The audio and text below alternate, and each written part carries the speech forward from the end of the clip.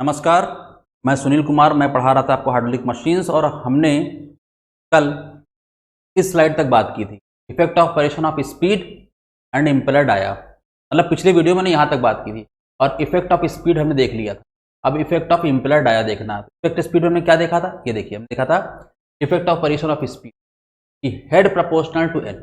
तो जब वेरिएशन देखना है एक बार में एक चीज़ का देखना है तो हेड का डिस्चार्ज कैसे वेरी करेगा, as proportional to N, head N square power N cube. पिछले वीडियो में इसको आप देख सकते हैं, मैं समझाया हूँ।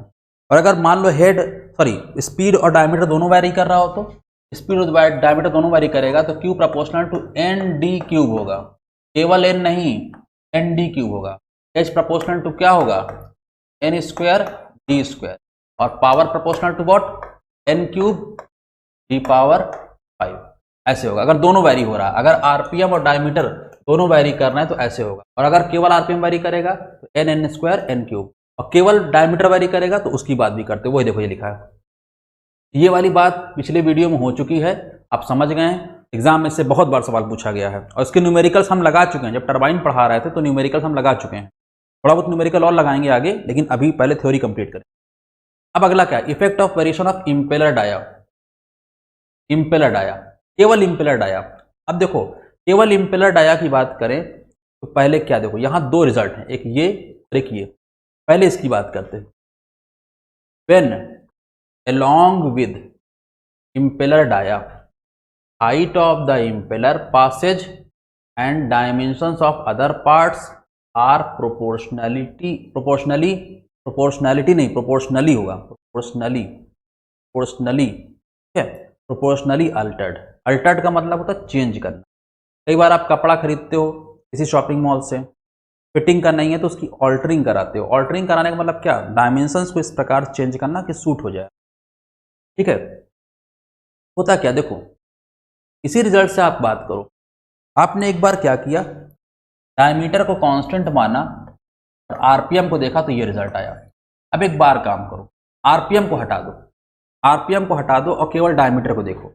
अगर आरपीएम को आप हटा दोगे और केवल डायमीटर को देखोगे, रिजल्ट क्या आएगा, देखो क्या आएगा result. Q proportional to D cube, Q proportional to D cube, Q proportional to D cube, H proportional to D square, T proportional to D power 5। ये आएगा। वही यहाँ पे लिखा है, देखो Q proportional to D cube, H proportional to D square, T proportional to D power 5, वही लिखा है। लेकिन एग्जाम में जब सवाल आता है तो कई बार ऑप्शंस अलग होते हैं। जैसे एक बार एग्जाम में सवाल आया कि एक सेंट्रीफ्यूगल पंप की जो पावर है वो डायमीटर की पावर एन के प्रोपोर्शनल होती है। सेंट्रीफ्यूगल पंप के द्वारा जो पावर कंज्यूम होगी वो डायमीटर की पावर एन के प्रोपोर्शनल होती है। जहां एन होता है 2, एन होता है 4, एन होता है आपका 3, चौथा कुछ ऐसे दिया था एन बराबर 1।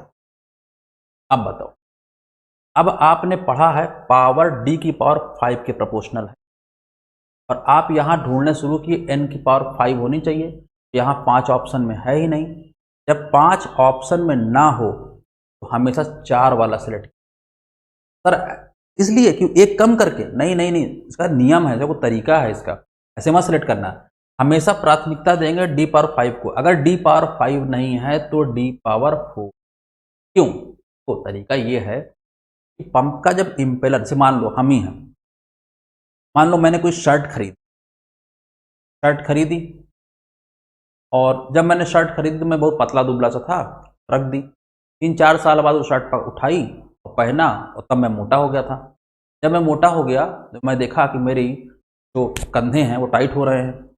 तो अब मैं उसको दर्जी के पास ले जाऊँ, मैं दर्जी से क्या कहूँगा, इस शर्ट को ढीला कर दो। कहूँगा मेरे कंधे थोड़ा टाइट हो रहे हैं तो कंधे ढीला कर दो। तो सही तरीका क्या है, केवल कंधे ढीले करना, सभी डायमेंशन ढीली करना। अब स्वाभाविक सी बात है, अगर आदमी मोटा हुआ होगा तो सभी डायमेंशन बड़ी होंगी उसकी। तरीका तो यह है कंधे भी ढीला करे, बाँह भी ढीली करे, साइड्स भी ढीला करे, हर चीज़ ढीला करे, तभी तो फिटिंग होगी। बात समझिए, वही चीज़ यहाँ पे भी है। अगर आप किसी सेंट्रीफ्यूगल पंप का इम्पेलर का डाया चेंज एक सवाल उठेगा, सर क्या सेंट्रीफ्यूगल पंप के इम्पेलर का डाया चेंज कर सकते हैं? बिल्कुल कर सकते हैं। एक प्रोविज़न होता है, जिसके माध्यम से इम्पेलर के डाया को थोड़ा बहुत चेंज कर सकते हैं। ठीक है, तो अगर आप किसी सेंट्रीफ्यूगल पंप के इम्पेलर के डाया को चेंज, सवाल यहाँ उठता है कि केवल इम्पेलर डाया चेंज करना चाहिए या इम्पेलर डाया के साथ बाकी डायमेंशंस भी चेंज होने चाहिए। इम्पेलर डाया के साथ बाकी डायमेंशन मतलब इम्पेलर का डाया, इम्पेलर की हाइट, ठीक है, इम्पेलर की थिकनेस, इम्पेलर की और डायमेंशन। तरीका यह है कि जब भी इम्पेलर का डाया चेंज करें, डायमीटर चेंज करें, उस डाया के चेंज करने के दौरान इम्पेलर के बाकी पैरामीटर्स या बाकी डायमेंशंस को भी उसी हिसाब से चेंज कर दें। तो अगर आपने वही किया है कि अलोंग विद इम्पेलर डाया के साथ साथ height of impeller passage and other dimensions जो इंपॉर्टेंट हैं वो भी उसी रेशियो में चेंज की है, ऑल्टर की है, तब रिजल्ट ये होता है।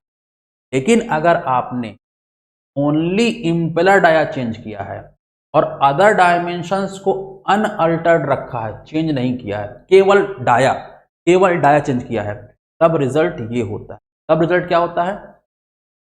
क्यूब प्रोपोर्शनल टू जहां डी क्यूब होता है वहां डी स्क्वायर, और एच प्रोपोर्शनल डी स्क्वायर यहां भी था, यहां भी रहता है। Power proportional to D, sorry cube कह रहे हैं, पावर प्रोपोर्शनल टू डी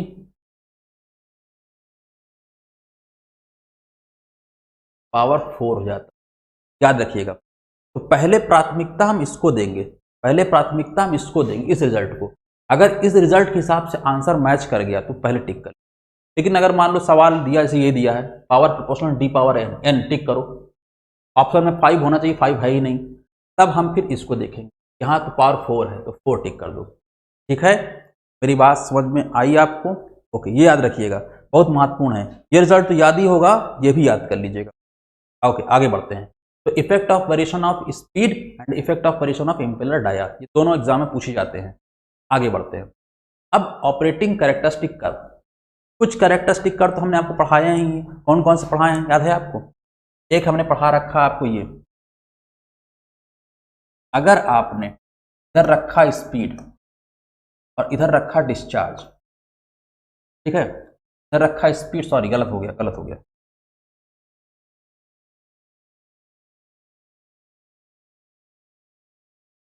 अगर आप, सॉरी ये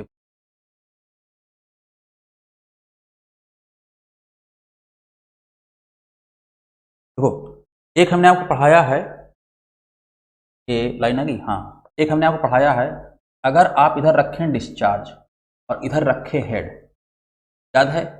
radial blade, forward blade, backward blade, याद आया? रेडियल, फॉरवर्ड, बैकवर्ड, याद आया?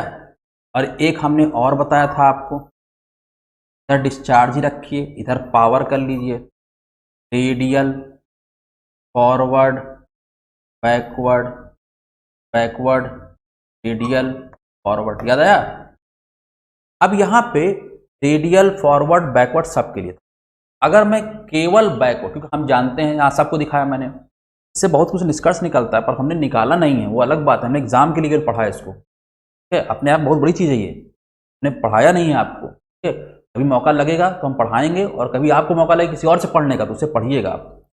अब देखिए, बात ये उठती है कि हमारा ब्लेड सेंट्रीफ्यूगल पंप में नॉर्मली या हमेशा हम कौन सा लगाते हैं? बैकवर्ड। तो आप जब बैकवर्ड लगाते हो तो हम यहाँ पर किसके लिए ड्रॉ करें?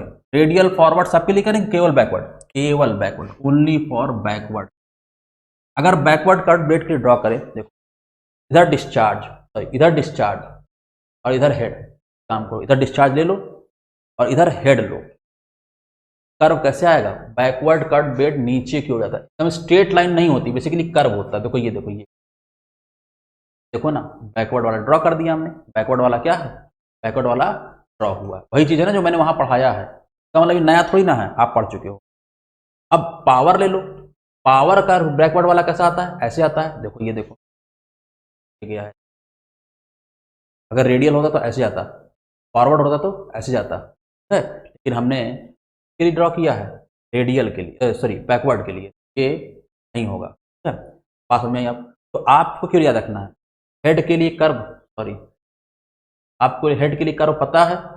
यस, हेड के लिए कर्व ये वाला है, हेड के लिए कर्व ये वाला है, पावर के लिए कर्व ये वाला है, एग्जाम में यही पूछा जाता है। और इफिशिएंसी के लिए कर्व इफिशिएंसी का पूछा नहीं जाता, ठीक है, तो टेंशन मत लीजिए। और ये ऑपरेटिंग कैरेक्टरिस्टिक कर्व है, एक कांस्टेंट स्पीड पर ड्रॉ की गई है। जब भी कोई कहीं का किसी मशीन का ऑपरेटिंग कैरेक्टरिस्टिक कर्व होगा, मशीन हमेशा ऑपरेट होती है कांस्टेंट स्पीड पर, क्योंकि कांस्टेंट स्पीड पर इफिशिएंसी क्या होती है, मैक्सिमम होती है। तो ये कांस्टेंट स्पीड पे वेरी कर कांस्टेंट स्पीड पे चल रहा है, तो ये ऑपरेटिंग कैरेक्टरिस्टिक। अगर आपने ये दोनों पढ़ रखा है, वही यहाँ मिलाकर है बैकवर्ड के लिए, वहाँ बैकवर्ड फॉरवर्ड रेडियल सब के लिए, यहाँ केवल बैकवर्ड के लिए, कोई नई चीज़ नहीं है। तो आपने देखा ये बात भी कोई नया नहीं है, आपने पढ़ लिया है। अब आगे बढ़ते हैं हम लोग। मल्टी स्टेज सेंट्रीफ्यूगल पंप, नई चीज, इसे न्यूमेरिकल भी एग्जाम में आजकल आ रहे हैं। मल्टी स्टेज सेंट्रीफ्यूगल पंप, देखो कई बार क्या होता है, देखो मैं भी आपको पढ़ाऊंगा सेंट्रीफ्यूगल पंप और रेसिप्रोकेटिंग पंप में तुलना करूंगा। जब रेसिप्रोकेटिंग पंप पढ़ा लूंगा, सेंट्रीफ्यूगल पंप और रेसिप्रोकेटिंग पंप की तुलना करेंगे। तुलना करते समय एक चीज निकल के आएगी कि सेंट्रीफ्यूगल पंप रेसिप्रोकेटिंग पंप की तुलना में प्रेशर डेवलप तो करता है पर कम। तो reciprocating pump high pressure develop करते हैं और सेंट्रीफ्यूगल पंप कम प्रेशर डेवलप, इसलिए बोलते हैं centrifugal pump are suitable for low head and reciprocating pumps are suitable for high head. एक बात और बताएंगे वहां पर, reciprocating pump high head develop करता है, मतलब हाई प्रेशर डेवलप करता है पर डिस्चार्ज कम देता है, मतलब हेड तो हाई होता है पर डिस्चार्ज कम होता है। और यहाँ पे सेंट्रीफ्यूगल पंप जो होता है लो हेड के लिए होता है, मतलब प्रेशर तो कम डेवलप करता है रेसिप्रोकेटिंग की तुलना में, पर यहाँ डिस्चार्ज हाई होता है। तो इसका मतलब सेंट्रीफ्यूगल पंप सामान्यतः लो हेड के लिए सूटेबल, लो हेड डेवलप करते हैं। लेकिन अगर आप जिद पकड़ ले, नहीं हमको सेंट्रीफ्यूगल पंप से हाई हेड ही डेवलप करना है, तो फिर मैं क्या करूँगा, तब मैं करूँगा मल्टी स्टेज। मल्टी स्टेजिंग का मतलब क्या होता है पहले वो समझते हैं, और कैसे हम अपने पर्पस को अचीव करें वो भी समझते हैं। पहले समझते हैं मल्टी स्टेजिंग। मल्टी स्टेजिंग का मतलब होता है कई इम्पेलर्स को, पंप के जो इम्पेलर्स हैं, कई इम्पेलर्स को कनेक्ट करना, जोड़ना। अब जोड़ने का मतलब क्या है, जोड़ तो दो तरीके से सकते हैं हम, एक सीरीज में एक पैरेलल में। बहुत बार कनेक्शन करने की बात की है, पाइप का कनेक्शन था, तो आपने पढ़ा था ना सीरीज और पैरेलल, वही चीज यहाँ पे क्या होगा, पंप के इम्पेलर्स को कनेक्ट करने की बात होगी। या तो सीरीज में कनेक्ट करेंगे या तो पैरेलल में। सवाल उठता है कब सीरीज में कब पैरेलल में, और ये काम हम लोगों ने किया भी है, मतलब पंप वाला भी हमने किया है। कई बार आपने देखा होगा कि घर बन रहा है, आपके घर में काम चल रहा है, चौथी मंजिल पे काम लगा हुआ और स्लैब पड़ रहा है, स्लैब ढाला जा रहा है, और पानी की आवश्यकता है। आपने एक पंप लगाया नीचे ग्राउंड फ्लोर पे, पानी फोर्थ फ्लोर पहुंचाने के लिए नहीं पहुंच रहा है, पंप पानी नहीं पहुंचा पा रहा है। तो हम लोग क्या करते हैं, एक काम करते हैं, एक और पंप किसी से मांग के लाते हैं, किसी घर में, किसी और गांव, मतलब मोहल्ले में किसी और से एक पंप मांग लेते हैं, और उस पंप को क्या करते हैं, सेकंड फ्लोर पे रखते हैं। एक पंप ग्राउंड फ्लोर पे, एक पंप सेकंड फ्लोर पे। ग्राउंड फ्लोर वाला पानी फोर्थ फ्लोर तक पानी नहीं पहुंचा पा रहा है, लेकिन सेकंड फ्लोर तक पहुंचाएगा। तो ग्राउंड फ्लोर से पानी सेकंड फ्लोर तक आएगा, और उस सेकंड फ्लोर पे जो पानी पहुंच रहा है उसको दूसरे पंप में घुसेड़ देंगे, और फिर दूसरा पंप उस पानी का प्रेशर बढ़ा के उसे फोर्थ फ्लोर तक पहुंचा देगा। ग्राउंड फ्लोर से सेकंड फ्लोर, सेकंड फ्लोर से फोर्थ फ्लोर। तो इस प्रकार से आपने पंप को जोड़ा। ये पंप किस में जुड़े, सीरीज में। इसी प्रकार बचपन में हम लोग सीरीज में कनेक्शन करते थे। देखो कई बार हम लोग टीवी, जो पुरानी टीवी होती, टेलीविजन ब्लैक एंड व्हाइट वाली, पहले घरों में क्या होता था, टेलीविजन खास टाइम होता था, जैसे मान लो संडे का समय है और आपका फेवरेट शो आने वाला है, मान लो शक्तिमान आने वाला है, शक्तिमान 11 बजे आ रहा है, तो ऐसी विडंबना होती थी कि 11 बजे या तो लाइट चली जाती थी, या लाइट अगर आ रही है तो वोल्टेज डाउन होता था। पूरे गांव में एक टीवी देखने वाले बहुत से लोग, सबकी इच्छा रहे, या टीवी है लेकिन सबके यहाँ वोल्टेज डाउन है तो किसी के यहाँ नहीं चलेगा। तो कुछ लोग करते क्या थे, टीवी लगी हुई है, बगल वाले के घरों से वोल्टेज स्टेबलाइजर मंगा लेते थे। तो अपना वोल्टेज स्टेबलाइजर फिर दूसरे का, सबको सीरीज में कनेक्ट करते थे। और सबको सीरीज में कनेक्ट करने के बाद जब टीवी ऑन होती तो टीवी को ऑन करते तो टीवी ऑन हो जाती थी। उस समय टीवी को ऑन करने के लिए जो वोल्टेज स्टेबलाइजर्स हैं उनको हमने सीरीज में कनेक्ट किया था। तो मतलब ये सीरीज में पैरेलल में कनेक्ट करने वाला काम बचपन से हम लोग कर रहे हैं, बस हम लोग पढ़ते नहीं थे। ये एक्सपीरियंस मतलब उनका एक्सपीरियंस है हमें, पर हम लोगों ने कभी उसको पढ़ा नहीं है। अब पढ़ रहे हैं तो वही देखो ये लिखा, मल्टी स्टेजिंग वही है। Multi staging of a centrifugal pump is done to get either high head high discharge. तो यहां पहले बताया गया है कि मल्टी स्टेजिंग क्यों करते हैं। मल्टी स्टेजिंग करने के दो उद्देश्य हो सकते हैं, दोनों उद्देश्य की पूर्ति एक साथ नहीं होगी, एक बार में एक ही की होगी।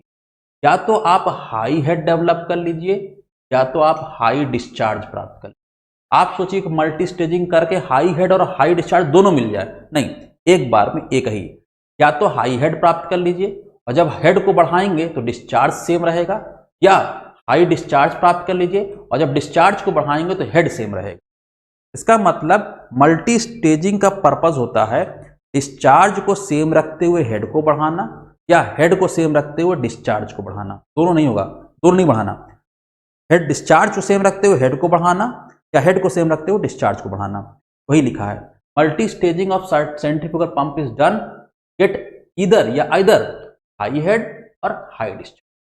अब बात ये होती है कि अगर आपको हाई हेड चाहिए तो कैसे जोड़ेंगे पंप को, और हाई डिस्चार्ज चाहिए तो कैसे जोड़ेंगे।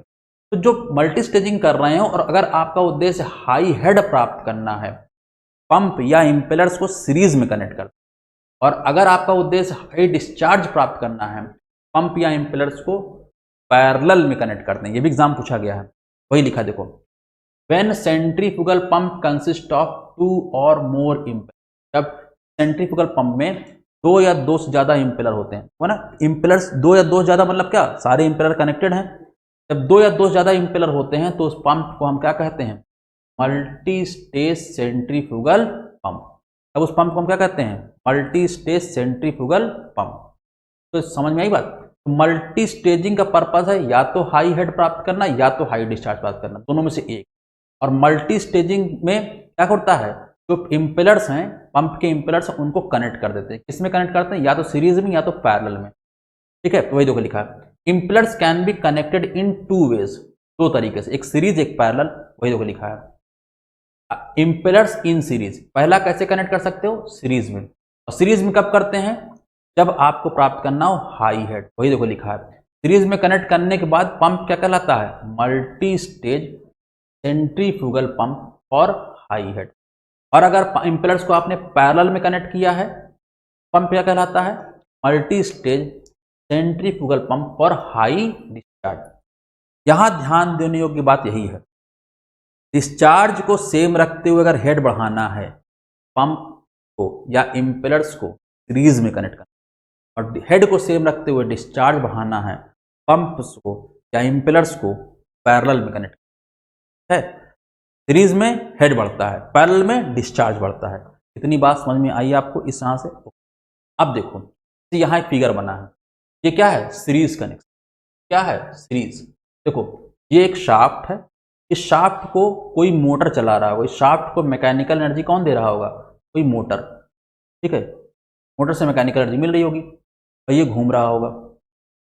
और इस शाफ्ट पे 2 इंपेलर हैं, ये इंपेलर है, ये क्या है, ये इंपेलर। अब देखो इस इंपेलर में पानी यहां से प्रवेश किया और इस इंपेलर ने पानी का प्रेशर बढ़ा के यहां छोड़ दिया पानी को। बताओ प्रेशर बढ़ गया हो कि नहीं बढ़ गया, यहां निकलने वाले पानी का प्रेशर हाई हो कि नहीं होगा, होगा।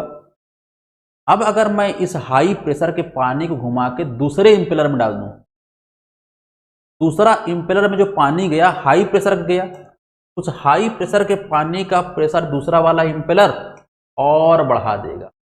इस दौरान डिस्चार्ज बढ़ेगा क्या, अगर इधर डिस्चार्ज क्यू प्रवेश किया है, इधर निकलेगा भी कितना, क्यू ही तो निकलेगा। अगर मतलब ये क्यू डिस्चार्ज गया है तो क्यू ही निकलेगा। इसका मतलब जब सीरीज में कनेक्टेड होंगे, सीरीज में कैसे पहचानोगे, एक इंपेलर का जो आउटपुट हो दूसरे के लिए वही क्या हो, इनपुट। वो इसका जो आउटपुट है दूसरे के लिए इनपुट है। तो ये क्या है, सीरीज में कनेक्टेड है। ये इम्पेलर्स किस में कनेक्टेड हैं, सीरीज में। तो सीरीज कनेक्शन फॉर इम्पेलर्स, समझ में आई बात आपको। एक का आउटपुट दूसरे का इनपुट है, और इस दौरान आप साफ साफ देख रहे हैं क्योंकि इसका आउटपुट इसका इनपुट बनेगा, तो जिसका इसका प्रेशर जब बढ़ा होगा, इस इम्पेलर ने जब प्रेशर बढ़ाया होगा, और वही बढ़े हुए प्रेशर का लिक्विड जब दूसरे इम्पेलर में घुसेगा, दूसरा इम्पेलर उसका प्रेशर और बढ़ाएगा। प्रेशर और बढ़ेगा मतलब हेड बढ़ेगा, लेकिन इस दौरान डिस्चार्ज क्या है, सेम। अब आप कहो सर मान लीजिए ये दो इम्पेलर थे और दोनों आइडेंटिकल हैं। अगर इसने हेड कितना बढ़ाया, h, तो ये इसने भी हेड कितना बढ़ाया, h, तो टोटल हेड कितना हो जाएगा, 2h। इसी प्रकार सर मैं दो नहीं n इम्पेलर कनेक्ट कर दूं, n आइडेंटिकल इम्पेलर कनेक्ट करूं, और एक इम्पेलर हेड h डेवलप करेगा, n मिलकर कितना डेवलप करेंगे, nh। जो टोटल हेड होगा मल्टी स्टेजिंग के बाद वो होगा n इंटू h, ठीक है। ये सीरीज में है। इस दौरान डिस्चार्ज क्या रहेगा, डिस्चार्ज रहेगा सेम, डिस्चार्ज पे कोई प्रभाव नहीं पड़ेगा, याद रखिएगा। जहां मैंने लिख रखी है, when water from first impeller taken to the inlet of second impeller, मतलब जब पानी फर्स्ट इम्पेलर से सेकेंड इम्पेलर में ले जाए, मतलब एक का आउटपुट दूसरे का इनपुट बन जाए, with the help of a connecting pipe.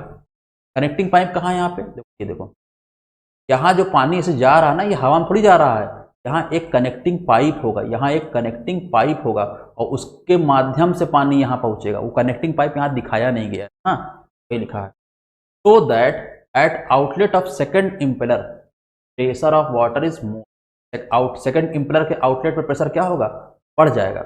इस प्रकार से इम्पेलर को कनेक्ट करना है कि इसका आउटपुट इसका इनपुट हो जाए और यहाँ पे प्रेशर बढ़ जाए, क्या होगा, ये सीरीज में कहलाए, वही लिखा है। Then the pump is called multi stage centrifugal pump in. अच्छा अब देखो, ये देखो, टोटल हेड डेवलप्ड क्या होगा, n इंटू एच मैनो। यहां जब भी मैं हेड की बात करता हूं, ये हेड हमेशा मैनोमेट्रिक हेड होता है। सर आपने मैनोमेट्रिक हेड तो पढ़ाया नहीं, मैं पढ़ाऊंगा। एक बात जान लो, सेंट्रीफ्यूगल पंप में जब भी कहीं पर भी हेड की बात हो, जब भी कहीं पे हेड की बात हो और कुछ ना मेंशन किया जाए, तो वो हेड कौन सा हेड होता है, मैनोमेट्रिक हेड। तो ये मैनोमेट्रिक हेड क्या होता है मैं आपको अगले वीडियो में बताऊंगा, अभी आप बस रटे रहो कि जब भी कुछ ना बोला जाए पंप के केस में, तो हेड कौन सा होता है, मैनोमेट्रिक हेड, ठीक है। तो ये मैनोमेट्रिक हेड है। अगर नहीं लिखा रहेगा तो आप केवल NH लिखो, H का मतलब मैनोमेट्रिक हेड ही है। वेयर N क्या है, number of impellers in series. Note, discharge will remain same, क्योंकि आप सीरीज में कनेक्ट किए हो, डिस्चार्ज चेंज। अब आते हैं पैरेलल कनेक्शन। पैरेलल कनेक्शन में क्या होगा, डिस्चार्ज सेम चेंज होगा पर हेड क्या रहेगा, सेम। देखो कैसे, देखो यहां पे एक इम्पेलर है, यहां से फ्लूइड ऐसे प्रवेश किया और इससे निकला। अब क्या मैं पहले वाले का जो आउटपुट है दूसरे वाले का इनपुट बन रहा है, नहीं, यहां दूसरा एक अलग इनपुट है। तो ये वाला इम्पेलर कितना प्रेशर बढ़ाएगा, H, दोनों H बढ़ाएंगे, और H प्रेशर वाला पानी है, H हेड वाला प्रेशर पानी और इधर वाला पानी दोनों मिल जाएगा। अगर यहाँ जो फ्लूइड आया उसका डिस्चार्ज क्यू था, इसका डिस्चार्ज क्यू था, तो टोटल डिस्चार्ज कितना हो जाएगा, 2Q। अब ये मत कहना ऊपर भी 2Q नीचे भी 2Q, कुल मिला के 4Q, नहीं, ये मैं पूरा मिला के बोल रहा हूं, Q पूरा मिला के 2Q, समझ में आई बात। तो क्या होगा, इस इम्पेलर से डिस्चार्ज मान लो प्रवेश किया था Q, इधर से प्रवेश किया था Q, तो टोटल मिलाकर कितना होगा, यहां वाला और यहां वाला मिलाकर कितना होगा, 2Q। डिस्चार्ज 2Q हो गया, डिस्चार्ज डबल हो गया। लेकिन क्या एक इम्पेलर से निकलने वाला पानी दूसरे में घुसा, नहीं, इसलिए हेड नहीं बढ़ेगा, यहाँ हेड सेम रहेगा, डिस्चार्ज बढ़ जाएगा। कितना बढ़ेगा, मान लो 2 इम्पेलर है, डिस्चार्ज Q मिला के 2Q, 3 हो तो 3Q, 4 हो तो 4Q, और N हो तो टोटल डिस्चार्ज क्या होगा, N इंटू Q। यहाँ Q क्या है, सिंगल इम्पेलर से मिलने वाला डिस्चार्ज। यहाँ देखो वही लिखा है, क्या लिखा है, for obtaining high discharge the pump or the impellers can be connected in parallel में कनेक्ट कब करते हैं, जब हाई डिस्चार्ज चाहिए। क्या लिखा, each of the pump lifts water from a common sump. दोनों पंप क्या होंगे, ये जो पानी आ रहा है किसी कॉमन जगह से ले रहे होंगे, दोनों पानी किसी कॉमन लेवल से आ रहा होगा, ठीक है। यहाँ से पानी तालाब है, पानी उठाया जा रहा है, यहाँ तालाब है, पानी उठाया जा रहा है। कॉमन सम से पानी आ रहा है, ठीक है। Each of the pump lifts the water from a common sump and discharge water to a common pipe. Common pipe कहाँ सर? ये जो पानी जा रहा है ये दोनों के लिए है ना, ये कॉमन पाइप है ना, ये वाला डिस्चार्ज जाके इस पाइप में जुड़ गया, ये वाला डिस्चार्ज जाके इसी पाइप में जुड़ गया, इसे बोलते हैं कॉमन पाइप। क्या बोलते हैं? Common pipe. या कई बार इस पाइप को बोलते हैं हेडर। हेडर का मतलब ये होता है कॉमन पाइप, हेडर, ठीक है। तो ये कॉमन पाइप है, ठीक है। ये सब बातें एग्जाम पूछी नहीं जाएंगी, इसलिए मैं बहुत तेज कवर कर रहा हूँ, क्योंकि एग्जाम में इतना नहीं पूछते हैं, ठीक है। Common pipe to which the delivery pipe of each pump is connected, ठीक है, ओके। अब यहाँ क्या मेन बात, टोटल डिस्चार्ज एन क्यू, जहां एन क्या है? एन क्या है? Number of impellers in parallel. Note, head will remain same. Head क्या रहेगा? सेम रहेगा। क्यों हेड सेम रहेगा? पैरेलल में कनेक्टेड है। अब सवाल, अब यहां आप देखिए, मैं इस बात को दिखाता हूं। तो यहां पे क्या है?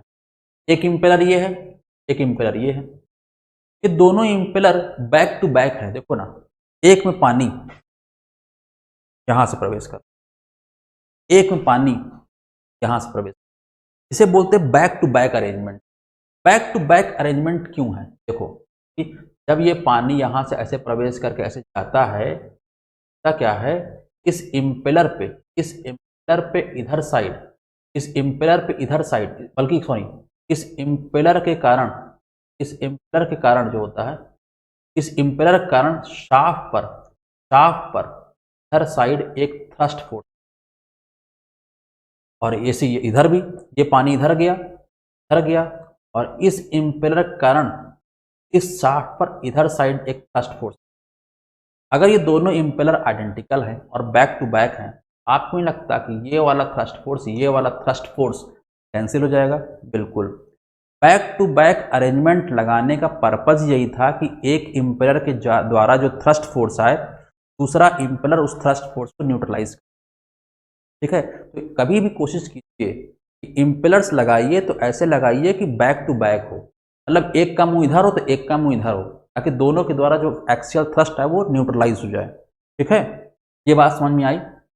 ओके, तो बैक टू बैक लगाएंगे, एक्सियल थ्रस्ट न्यूट्रलाइज, ठीक, ओके। और बताइए सर, उसी बात आप यहां देखिए, ये एक इंपेलर बनाया गया होगा, फिर दूसरा बनाया गया होगा, और दोनों अलग अलग बना के लगाए गए। क्या हम ऐसा नहीं कर सकते कि दोनों इंपेलर को एक साथ बना लें, कास्टिंग कर लें एक साथ? उससे क्या होगा? हमारा खर्चा कम हो जाएगा। क्या ये पॉसिबल है? यस, ये पॉसिबल है, वही मैं आगे बताने जा रहा हूं। देखो, अगर आप इंपेलर की बात करें तो एक होता है सिंगल सक्शन इंपेलर। कौन सा इंपेलर? Single suction. ये सिंगल इंपेलर है। सीरीज में एक पैरेलल, अरे जब एक इंपेलर है तो ना सीरीज ना पैरेलल। सीरीज और पैरेलल की बात तब आती है जब एक से ज्यादा इंपेलर, 2, 3, 4, 5, ये एक इंपेलर। ये तो आधा दिखा, हाँ, इस शाफ्ट की एक्सिस के ऊपर जितना फिगर है उतना नीचे भी होगा, नीचे वाला बनाया नहीं है, ठीक है। और ये देखो एक इंपेलर है, ये सीरीज में एक पैरेलल, सिंगल इंपेलर है। सीरीज पैरेलल की बात यहाँ हो ही नहीं सकती, ये सीरीज है ना पैरेलल में, ये सिंगल इंपेलर है। अब मैं इधर देखो, यहां देखो, एक पानी यहां से आ रहा है और एक पानी यहां से आ रहा है। क्या ये एक इंपेलर का जो आउटपुट है दूसरे इंपेलर का जो आउटपुट है जुड़ रहा है कि नहीं जुड़ रहा है? जुड़ रहा है। अगर इधर से डिस्चार्ज क्यू प्रवेश किया, इधर से डिस्चार्ज क्यू प्रवेश किया, तो इधर कितना हो गया? 2Q। कितना प्रवेश किया? 2Q। टोटल डिस्चार्ज कितना हो गया? 2। अगर डिस्चार्ज बढ़ रहा है, हेड सेम है, तो बताओ ये एक इंपेलर है कि दो इंपेलर है? ये वास्तव में दो इंपेलर को एक साथ बनाया गया है।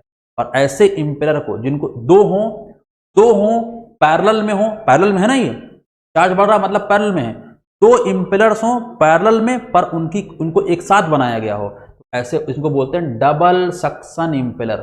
जब भी एग्जामिनर डबल सक्शन इंपेलर शब्द प्रयोग कर दे, डबल सक्शन इंपेलर, केयरफुल हो जाएं। डबल सक्शन इंपेलर में टोटल डिस्चार्ज क्या हो जाएगा? 2Q। तो एक इंपेलर साइड कितना होगा? Q। और टोटल कितना? अभी मैं एक न्यूमेरिकल लगवाऊंगा अगले वीडियो में, इसमें ये बात होगी। डबल सक्शन इंपेलर देकर स्पेसिफिक स्पीड पूछेगा, और डबल सक्शन इंपेलर देकर स्पेसिफिक स्पीड पूछेगा। अगर आपको डबल सक्शन इंपेलर पता ही नहीं है तो आप स्पेसिफिक स्पीड कैसे निकालोगे? नहीं निकाल पाओगे। इसीलिए मैं आपको वहां पे यहाँ पे ये बात बता रहा हूं। अब आते हैं स्पेसिफिक स्पीड पर। स्पेसिफिक स्पीड पर देखो, मैंने स्पेसिफिक स्पीड केस में बताया था एक बात कि टरबाइन में स्पेसिफिक स्पीड का फार्मूला क्या होता है पंप में। तो पंप में सेंट्रीफ्यूगल पंप है, उसमें स्पेसिफिक स्पीड का फार्मूला क्या होता है। फार्मूले का डेरिवेशन नहीं आता है किसी का भी एग्जाम में, ठीक है, और ना मैं पढ़ाने जा रहा हूँ, ठीक है। किताब में दिया है, पढ़ना हो पढ़ लीजिए, टाइम पास करना हो कर लीजिए। लोग कराते हैं, अच्छी बात है, मैं उनका सम्मान करता हूँ, आप उनसे भी देख सकते हैं, ठीक है। देखो यहाँ पे स्पेसिफिक स्पीड बराबर एन रूट, यहाँ पंप टरबाइन में पावर होता है, पंप में डिस्चार्ज, और हेड की पावर 5/4 होता है टरबाइन में, यहाँ 3/4। पहली बात तो ये फार्मूला याद होना चाहिए। यहाँ एन किस में है, एन किस में है, एन है आरपीएम, एन है आरपीएम। क्यू किस में है, मीटर क्यूब पर सेकंड में। एच किस में है, मीटर। पहली बात याद रखिएगा। और अगर मैं यहाँ परिभाषा बनाऊं इसकी, तो आप कहोगे इफ एच बराबर 1 मीटर, यहाँ ये एच क्या है, मैनोमेट्रिक है, एच क्या है, मैनोमेट्रिक है, और क्यू क्या है, चार्ज 1 मीटर क्यूब पर सेकंड। मैंने पहले बोला था पंप के केस में अगर हेड लिखा और कुछ नहीं बोला तो वो मैनोमेट्रिक हेड है, ये मैनोमेट्रिक हेड। हाँ, मैनोमेट्रिक हेड क्या होता है मैं कल बताऊंगा, मतलब अगले वीडियो में बताऊंगा। अगर एच का मान 1 कर दो, क्यू का मान 1 कर दो, ये √1 1, एच 1 की पावर 3/4 1, तो एन एस बराबर क्या हो जाएगा, एस बराबर। और जैसे मैंने टरबाइन में बताया था बिल्कुल वैसे ही किसी पंप की स्पेसिफिक स्पीड उस पंप के ज्योमेट्रिकली सिमिलर पंप के आरपीएम के बराबर होगी जो 1 मीटर हेड के अगेंस्ट काम करते हुए कितना डिस्चार्ज देगा, 1 मीटर क्यूब पर सेकंड। जरा परिभाषा देखो, इट का मतलब स्पेसिफिक, इट का मतलब specific, specific speed is the speed of an imaginary pump. ये कौन सी इमेजिनरी पंप की बात हो रही है, जो ज्योमेट्रिकली सिमिलर होगा गिवन पंप के। Specific speed is the speed of an imaginary pump geometrically similar in every respect to the actual pump and capable of delivering unit discharge against a unit head। कई बार unit discharge unit head बोलता है, और कई बार बोलता है 1 metre cube पर second discharge against 1 metre, ठीक है। वर्ड समझ में आई आपको, बस परिभाषा पढ़ते समय ध्यान दीजिएगा। अगर पंप की बात कर रहा है, पंप की बात कर रहा है तो हेड और डिस्चार्ज बोलेगा, यूनिट हेड यूनिट डिस्चार्ज। और टरबाइन की बात कर रहा है तो यूनिट हेड यूनिट पावर बोलेगा, ठीक है। टरबाइन की बात करेगा तो यूनिट हेड यूनिट पावर, और पंप की बात करेगा तो यूनिट हेड यूनिट डिस्चार्ज, ठीक है। अब दिख रहा है यहाँ पे भी, अगर आप इसका डायमेंशनल फार्मूला निकालना चाहे तो निकाल सकते हैं, बड़े आराम से निकल जाएगा। निकाल नहीं सकते, निकाल सकते हैं। एन क्या है, आरपीएम, आरपीएम का क्या होता है 1/T √Q, क्यू क्या है, मीटर क्यूब पर सेकंड। देखो पहले देखिएगा, मीटर क्यूब क्या लिखोगे, L क्यूब T की पावर -1, और इसका अंडर रूट लेना है तो ये हो जाएगा L क्यूब T की पावर -1 का 1/2 और 1/2, ठीक है। और नीचे क्या है H मतलब L की पावर 3/4। सॉल्व कर लेना, पूछा थोड़ी जाएगा एग्जाम में कभी, और पूछ ले तो कर देना ऐसे। अब मालूम पड़ा यहू पढ़ाए हम बैठ के, हो चुका, समझ रहे हो ना कैसे करना है, ओके। और ये हो गया। जहां एन क्या है, ध्यान देना, एन क्या है, स्पीड इन आरपीएम। क्यू क्या है, डिस्चार्ज। एच क्या है, हेड, लेकिन रुको, क्यू क्या है, डिस्चार्ज पर स्टेज। ये महत्वपूर्ण बात है, क्यू क्या है, डिस्चार्ज पर स्टेज, डिस्चार्ज पर स्टेज। हेड, एच क्या है, हेड पर स्टेज। पर स्टेज का मतलब होता है फॉर 1 इम्पेलर, फॉर 1 इम्पेलर, ठीक है, for 1 impeller, not for total. तो कई बार एग्जामिनर क्या करता है, स्पेसिफिक स्पीड पूछता है, मल्टी स्टेज सेंट्रीफ्यूगल पंप दिया रहेगा और वहां पे टोटल डिस्चार्ज दे देता है, टोटल डिस्चार्ज देगा। लेकिन आपको याद रखना कि यहां टोटल डिस्चार्ज नहीं है, चार्ज पर स्टेज है। टोटल हेड दे देगा, भाई टोटल हेड नहीं है, हेड पर स्टेज। जैसे एग्जांपल के तौर पर अभी मैं बताता हूँ, पहले कुछ और बात कर लेता हूँ। ये टेबल क्या दिया सर, ये पंप की स्पेसिफिक स्पीड दिया हुआ। रेडियल फ्लो पंप होगा तो स्पेसिफिक स्पीड ये है, मिक्स्ड होगा तो ये है, एक्सियल तो ये है। ध्यान दो, ये वैल्यू 10 से जो 80 है, और ये देखो रेडियल में स्लो मीडियम हाई है, लेकिन अगर इसको भूल जाए तो रेडियल की देखो ये वैल्यू क्या किस में आएगी, स्लो में, ये आएगा मीडियम में, और ये आएगा हाई में, हाई स्पेस। बताओ रेडियल फ्लो लो स्पेसिफिक स्पीड है, लो स्पेसिफिक स्पीड है कि हाई, लो। एक बार एग्जाम में आया कि centrifugal pump high specific speed वाला पंप है कि लो स्पेसिफिक स्पीड। बताओ रेडियल फ्लो, सेंट्रीफ्यूगल पंप में फ्लो कैसा होता है, रेडियल में कैसा होगा, स्लो, मतलब ये सॉरी इसको स्लो ना बोलो, इसको लो बोल दो, लो। बताओ सेंट्रीफ्यूगल पंप लो स्पेस, सेंट्रीफ्यूगल पंप की स्पेसिफिक क्या होती है, लो होती है। दिख रहा है आपको। और अगर ये पूछ ले एक्सियल फ्लो पंप की स्पेसिफिक स्पीड क्या होती है, तो बोलोगे हाई। तो ये टेबल सिर्फ इसीलिए दिया हूं और कुछ नहीं। क्या सर ये वैल्यू याद करनी, नहीं, मत याद रखना, बस याद रखना रेडियल फ्लो लो होता है, मिक्स्ड फ्लो मीडियम होता है, एक्सियल हाई होता है। और याद करना आसान भी है। देखो टरबाइन अगर याद है, एक्सियल जो फ्लो जो टरबाइन थी Kaplan propeller, specific speed high थी तो इसकी भी यहाँ हाई।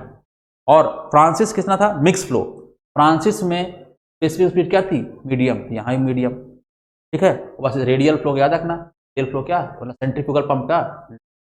ओके, अब यहाँ देखो specific speed for a multi stage centrifugal pump. अब हम आगे बात करने जा रहे हैं मल्टी स्टेज सेंट्रीफ्यूगल पंप की। ये देखो impellers in series, impellers in parallel. मान लो एग्जामिनर ने आपको क्या दिया है, एग्जामिनर ने आपको दिया है एच, और एच के बारे में एक बात बोल रहा है, ये एच जो है टोटल हेड है, टोटल हेड दे रखा है। अगर एग्जामिनर ने हेड पर स्टेज दे रखा है तो कोई बात ही नहीं है, लेकिन एग्जामिनर क्या करता है, कहता है टोटल हेड। मान लो बोलेगा एक मल्टी स्टेज सेंट्रीफ्यूगल पंप है, उसमें नंबर ऑफ स्टेज या नंबर ऑफ इंपेलर 4 है और सीरीज में जुड़ा हुआ है, और टोटल हेड ये है, टोटल हेड दे देगा और नंबर ऑफ इंपेलर दे देगा। नंबर ऑफ इंपेलर मतलब नंबर ऑफ स्टेज। एक बात बताओ, मैंने बताया था यहाँ जो डिस्चार्ज होता है ये क्या होता है, डिस्चार्ज पर स्टेज, और यहाँ जो हेड होता है वो क्या होता है, डिस्चार्ज पर स्टेज, सॉरी हेड पर स्टेज। क्योंकि पंप सीरीज में है तो एन इंपेलर लगाओ, चाहे जितने इंपेलर लगाओ, डिस्चार्ज तो बदलेगा नहीं, तो डिस्चार्ज में कोई परिवर्तन नहीं, वही सेम रहेगा। लेकिन अगर head H, total head H है, तो टोटल हेड एच जो होगा इन एन इंपेलर्स के कारण डेवलप हुआ होगा। अगर आपसे मैं बोलूं एक स्टेज के द्वारा या एक इंपेलर के द्वारा कितना डेवलप होगा, आप बोलोगे एच बाई। इसलिए यहां पर जब आप हेड पर स्टेज रखोगे, हेड पर स्टेज एच बाई एन, यहाँ एच क्या है, टोटल हेड। पर मान लो कोई सवाल है, कोई एग्जाम है, उसमें टोटल हेड नहीं दिया, हेड पर स्टेज दिया है, तब भी एन से डिवाइड करो क्या, नहीं, तब यहां पर डायरेक्ट रखोगे वही वाला हेड, हेड पर स्टेज। टोटल हेड दिया हो तो हेड पर स्टेज ऐसे निकालते हैं, ऐसे निकाल के रख दीजिए। ठीक है, यहाँ ये पैरेलल में क्या बढ़ता है, डिस्चार्ज, हेड क्या रहता है, सेम, वही देखो लिखा। क्यू क्या है, टोटल डिस्चार्ज, क्यू क्या है, टोटल डिस्चार्ज। अब बताओ क्यू टोटल डिस्चार्ज, और एन क्या है, number of impellers in parallel में। बताओ अगर पैरेलल में है तो हेड चेंज होगा नहीं, देखो नीचे हेड नहीं चेंज हो रहा, हेड वही है, एच की पावर 3/2। लेकिन डिस्चार्ज यहाँ पे टोटल क्यू है। अगर टोटल डिस्चार्ज क्यू है, एक स्टेज के द्वारा या एक इंपेलर के द्वारा क्या होगा, बाई एन। ठीक है, बताओ यहाँ पे क्या लिखा जाएगा, क्यू बाई एन। बहुत महत्वपूर्ण, इससे सवाल एग्जाम में आया है, क्यू बाई एन। ठीक है, अच्छा मान लो ये इंपेलर्स इन पैरेलल ना बोलता, ऐसे बोलता कि डबल सक्शन पंप है, डबल सक्शन पंप है। अगर double suction impeller, double suction pump बोल दिया तो इसका मतलब 2 इंपेलर हो गए सीरीज में कि पैरेलल में। डबल सक्शन का मतलब पैरेलल में, इसका मतलब क्या, टोटल डिस्चार्ज क्या होता है, टोटल डिस्चार्ज वहां पे क्या होता है, टोटल डिस्चार्ज जो होता है वो होता है 2Q। और ये Q क्या है, एक इंपेलर के द्वारा या एक स्टेज के द्वारा डेवलप, एक स्टेज के द्वारा क्या होगा, टोटल का आधा, Q/2। ये देखो अगर ये टोटल है तो फिर यहाँ Q/n नहीं होगा, यहाँ Q/2 होगा। और डबल सक्शन n बराबर 2। तो अगर डबल सक्शन इम्पेलर कभी न्यूमेरिकल में लगाऊंगा, डबल सक्शन इम्पेलर का क्वेश्चन में कराऊंगा, वहां आप देखिएगा इसका इस्तेमाल होगा। ठीक है, अब आता है प्राइमिंग। प्राइमिंग है, प्राइमिंग की बात करते हैं। ठीक है, प्राइमिंग की बात कर लेते हैं, चलिए। ये होता क्या है, आपको मैंने कुछ बताया है, जरा पीछे आते हैं, थोड़ा बात करते हैं। ये यहाँ पे एक फिगर है, फिगर को देखिए। इस फिगर में यहाँ पे संप है, ये संप है, ये जो लेवल है संप, यहाँ पे ये संप का लेवल है। संप मतलब एक रिजर्वायर जहाँ से पानी चढ़ना है। ये क्या है, ये सक्शन पाइप है। नीचे क्या दिख रहा है, ये देखिए, ये है स्ट्रेनर और उसके ऊपर वाला है फुट वॉल्व। ये फुट वॉल्व होता क्या है, ये फुट वॉल्व होता है बेटा बेसिकली एक non return valve. Non return valve, non return valve का मतलब होता है एक ऐसा वॉल्व जो फ्लूइड के फ्लो को केवल एक डायरेक्शन में ही फ्लो होने दे, दूसरी डायरेक्शन में फ्लो ना होने दे। ये नॉन रिटर्न वॉल्व है। ये फुट वॉल्व एक नॉन रिटर्न वॉल्व होता है। ये करता क्या है, पानी नीचे से ऊपर तो जा सकता है लेकिन ऊपर से नीचे नहीं आ सकता। ठीक, ओके। अब मैं एक बात बताता हूं, देखो एक बात समझाओ, यहां जो पानी है यहां से जब घूम घूम के ऊपर पहुंचेगा, ये पानी ऊपर कब पहुंचेगा, ये तब पहुंचेगा जब यहां पंप सफिशियंट प्रेशर डेवलप करेगा। सफिशियंट प्रेशर डेवलप करेगा, पानी को, पानी का प्रेशर सफिशियंट लेवल तक बढ़ाएगा, तभी यहां पे पानी पहुंच पाएगा। लेकिन यहां पे जो प्रेशर डेवलप होता है वो तो फोर्स वोर्टेक्स फ्लो कारण होता है। और फोर्स वोर्टेक्स फ्लो में हम लोग एक चीज देखते हैं, जो प्रेशर बढ़ता है, डीपी मतलब इंक्रीज इन प्रेशर, वो होता है रो पी स्क्वायर बटे आर डी आर। मतलब रेडियल डायरेक्शन में जैसे से दूर जाओगे प्रेशर कैसे बढ़ेगा, ऐसे बढ़ेगा। अब एक बात बताओ, ये है सेंट्रीफ्यूगल इंक्रीज इन प्रेशर, कैसे कह सकते हो, increase in pressure, increase in pressure due to increase in pressure due to centrifugal force या due to centrifugal effect. Centrifugal effect के कारण प्रेशर में वृद्धि। अब अगर इसको ध्यान से नोटिस करो, ध्यान से देखो, जो प्रेशर में वृद्धि हो रही है, जो प्रेशर में वृद्धि हो रही है, क्या वो प्रेशर में होने वाली वृद्धि फ्लूइड जो डेंसिटी के प्रोपोर्शनल है कि नहीं। ये फिगर का फार्मूला कहां से, ये महत्वपूर्ण नहीं है, बस सुनो। ठीक है, अब यहां मालूम पड़ता है कि जो प्रेशर बढ़ेगा पंप के अंदर वो डेंसिटी पर डिपेंड करे। किसकी डेंसिटी, फ्लूइड की डेंसिटी। किसकी डेंसिटी, फ्लूइड की डेंसिटी। इसका मतलब ये है डेंसिटी ऑफ फ्लूइड, फ्लूइड या लिक्विड जो भी मानो। एक बात बताओ, इसका मतलब अगर यहां पे पंप के अंदर, यहां पंप के अंदर पानी भरा है, पानी, पानी की डेंसिटी क्या होती है, ज्यादा। और एक बार यहां पे हवा भरी है, हवा की डेंसिटी क्या होती है, कम। आपको पता है पानी की डेंसिटी, डेंसिटी ऑफ वाटर होती है 1000 किलोग्राम पर मीटर क्यूब, स्टैंडर्ड है ये। डेंसिटी ऑफ एयर अगर याद है तो मैंने पढ़ाया है, ये 1.2 किलोग्राम पर मीटर क्यूब। अब बताओ पानी को देखो, पानी की डेंसिटी वाटर एयर की डेंसिटी ज्यादा है। अगर यहां पानी भरा होगा तो पानी की डेंसिटी ज्यादा होने के कारण जो पंप प्रेशर डेवलप करेगा वो भी ज्यादा डेवलप करेगा, और ज्यादा प्रेशर डेवलप करेगा तो पानी आराम से यहां पहुंच जाएगा। और अगर इस पंप के अंदर हवा भरी हो, हवा कैसे भर जाएगी सर, मैं बताता हूं, परेशान ना हो। हवा भरी हो यहां पे, अगर हवा भरी होगी, हवा की डेंसिटी कम होती, हवा की डेंसिटी अगर कम होगी तो जो पंप प्रेशर डेवलप करेगा वो भी कम डेवलप करेगा, और कम डेवलप करेगा तो पानी चढ़ेगा ही नहीं। मतलब कुल मिला के यहां से ना पानी खींचेगा ना यहां पानी पहुंचेगा। इसलिए पंप को स्टार्ट करते समय, स्टार्ट करने से पहले बल्कि इस बात का ध्यान रखना है, पंप के इम्पेलर और केसिंग में पानी भरा हो, हवा ना आने, कि अगर हवा आ गई तो फिर पंप क्या होगा, पानी को यहाँ से खींच के ऊपर नहीं फेंक पाएगा। ठीक है, इतनी बात समझ में आई। मैं बोर्ड साफ करता हूँ ताकि और समझा सके। ठीक है, ओके। अब बात ये होती है सर, ठीक है सर इसमें फुट वॉल्व की बात चल रही थी, आप कहाँ घसीट दिए? सुनो मैं बता रहा हूँ। अगर ये फुट वॉल्व अच्छा है, फुट वॉल्व नया है, वर्किंग कंडीशन में, कोई दिक्कत नहीं है। और फुट वॉल्व क्या होता है? नॉन टर्न वॉल्व, पानी को ऊपर जाने देगा पर नीचे नहीं आने देगा। मान लो यहाँ एक डिलीवरी वॉल्व भी होगा, वॉल्व भूल गया, डिलीवरी वॉल्व। मान लो मैंने पंप को ऑन किया, पंप को ऑन किया, पहली बार पंप चला, पंप चला तो यहाँ पे पंप चल रहा है। पंप अगर चल रहा है तो क्या यहाँ पानी होगा?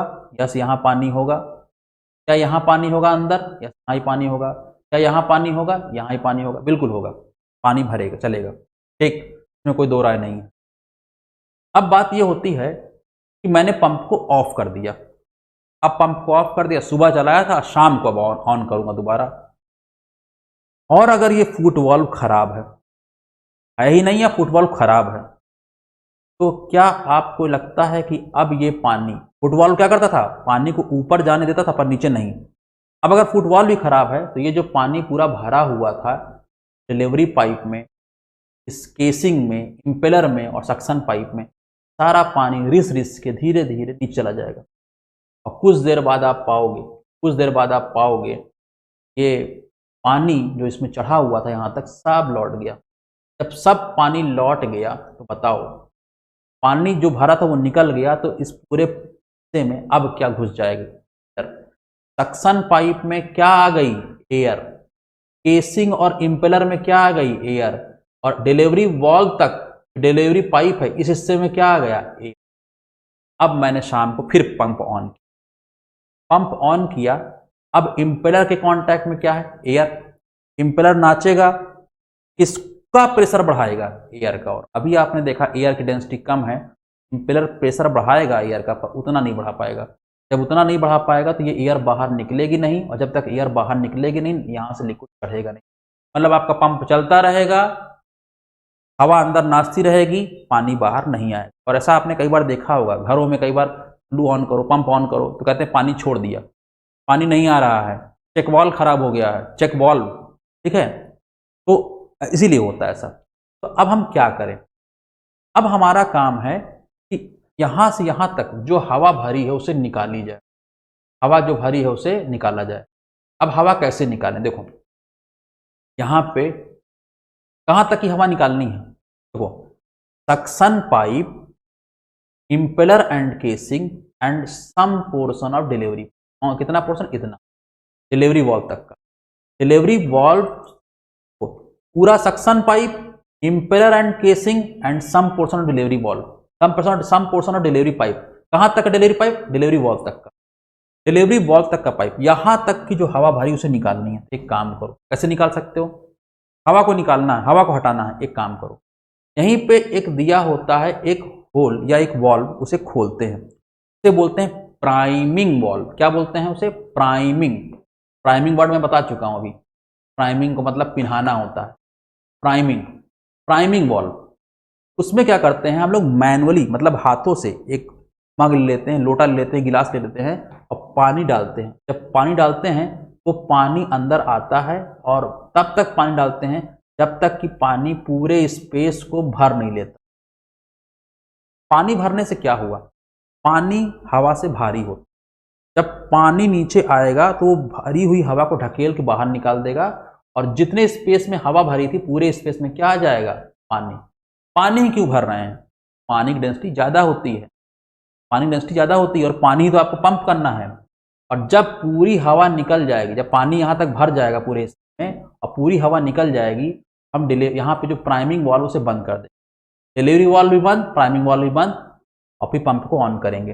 पंप को ऑन करेंगे, फिर ये इंपेलर नाचेगा। अब इंपेलर के चारों तरफ क्या है? हवा की पानी, पानी। और हवा की डेंसिटी की तुलना में पानी डेंसिटी ज़्यादा है, पानी पर ज़्यादा, पानी का प्रेशर, जो इंपेलर जो प्रेशर डेवलप करेगा पानी के ऊपर ज़्यादा डेवलप करेगा, और ज़्यादा प्रेशर डेवलप होने का पानी आराम से ऊपर आएगा, यहाँ वैक्यूम क्रिएट होगा। और क्या होगा? यहाँ वैक्यूम क्रिएट होगा, नया पानी ऊपर आएगा, और ये साइकिल कंप्लीट। इसका मतलब अगर ये फुट वाल्व खराब है, फुट वाल्व खराब है या फुट वाल्व नहीं है, तो बार बार प्राइमिंग करने की आवश्यकता पड़ेगी। और बार बार प्राइमिंग करना सही नहीं है, ये मतलब टीडियस काम है, मेहनत वाला काम है, बिना मतलब बाबा खोलो फिर करो, ये सब काम, टाइम भी बर्बाद होगा, एनर्जी भी बर्बाद होगी। तो अच्छा होगा कि फुट वाल्व लगाइए, और फुट वाल्व हमेशा ऐसा लगाइए कि जो काम करता रहे, लीक ना कर रहा हो। लेकिन अगर मान लो फिर भी ऐसा हो तो हमें क्या करना पड़ेगा, मान लो फुट वाल्व खराब हो जाए तो हमें क्या करना पड़ेगा, प्राइमिंग करना पड़ेगा। तो प्राइमिंग को अगर मैं परिभाषित करूं तो मैं कैसे परिभाषित करूं, तो प्राइमिंग को मैं ऐसे परिभाषित कर रहा हूं, देखो, priming is the process of filling water. Filling water पानी भरने की प्रक्रिया है, पर कहां भरने की, suction pipe, impeller and casing and some portion of delivery pipe up to the delivery valve. तो suction pipe, impeller and casing और डिलीवरी वॉल्व तक का डिलीवरी पाइप में पानी भरने की प्रक्रिया कहलाती है प्राइमिंग।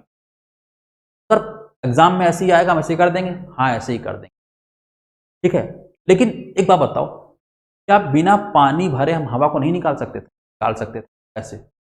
तो छोटा मोटा पंप है तो हम मग्गा लेके बाल्टी लेके रोज भर देंगे, चल जाएगा। फिर मान लो कोई इंडस्ट्रियल पंप है, बहुत बड़ा पंप है, कितने बाल्टी कितने मग्गा, पूरा खानदान लग जाएगा भरने में, तो कैसे करेंगे। और बार बार यही करते रहेंगे, मान लो रोज सुबह शाम दोनों टाइम पंप में ये सब प्रॉब्लम होगी, तो दो सुबह शाम दोनों टाइम प्राइमिंग करते रहोगे। एक काम करते हैं, अगर बड़े पंप हैं, छोटा पंप है तो मैनुअली मतलब हाथों से हम प्राइमिंग कर देते हैं, लिक्विड भर भर के प्राइमिंग कर लेते हैं। लेकिन बड़ा पंप है, इंडस्ट्रियल पंप है, प्राइमिंग कैसे करेंगे। प्राइमिंग मतलब यहाँ पे क्या, हवा को निकालना। क्या करते हैं, एक और पंप होता है जिसका नाम होता है वैक्यूम पंप, वैक्यूम पंप को कनेक्ट कर देते हैं इसमें।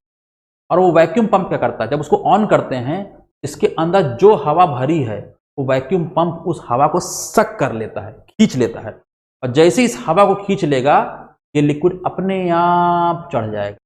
और जब लिक्विड यहां तक चढ़ जाए, सारी हवा निकल जाए, मैंने लिक्विड भरा नहीं, मैंने एयर को सक किया, एयर को चूस लिया, यहां से खींच लिया।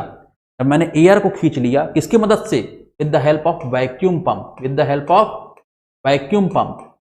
और वैक्यूम पंप का इस्तेमाल किस में करेंगे, छोटे पंप में कि बड़े पंप में, बड़े पंप में, जहां पे लिक्विड फिलिंग करना आसान ना हो। और अगर आपने वैक्यूम पंप से लिक्विड को खींच लिया, लिक्विड करेंगे एयर को खींच लिया, तो अपने आप ये लिक्विड चढ़ जाएगा। और जब लिक्विड यहां तक पहुंचे तो फिर क्या करो, डिलीवरी पंप को ऑन कर दो। इसका मतलब अगर मुझसे कोई पूछे प्राइमिंग क्या है, पानी भरने की प्रक्रिया है, मैं बोलूंगा नहीं, मैं बोलूंगा नहीं, प्राइमिंग पानी भरने की प्रक्रिया नहीं है। सही मायने प्राइमिंग हवा को निकालने की प्रक्रिया।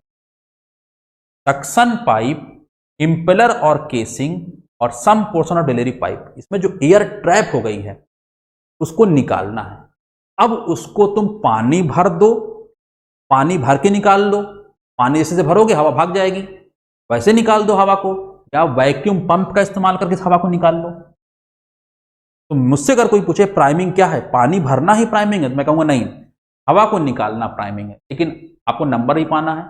अगर एग्जाम में कभी ये लिखा रहे कि प्राइमिंग जो है पानी भरने की प्रक्रिया है, कहां पानी भरने की, suction pipe, impeller and casing and some portion of delivery pipe up to the delivery valve, तो आप उसे सही मानिएगा, बिल्कुल सही मानिएगा, हाँ ठीक है चलो। और प्राइमिंग की आवश्यकता क्यों पड़ी, क्योंकि अगर फ्लूट वाल्व खराब है तो लीक कर जाएगा, फिर हवा भर जाएगी। हवा भरने से क्या समस्या थी, हवा की डेंसिटी कम थी, और अभी आपने देखा डेंसिटी कम होगी तो सेंट्रीफ्यूगल पंप उतना प्रेशर डेवलप ही नहीं कर पाएगा।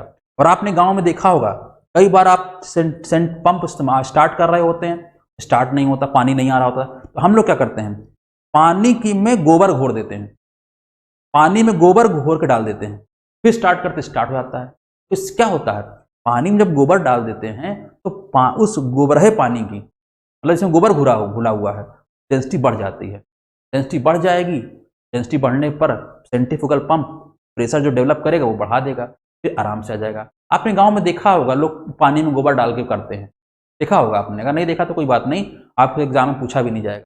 अब हम प्राइमिंग को परिभाषित कर लेते हैं, प्राइमिंग को परिभाषित कर लेते हैं।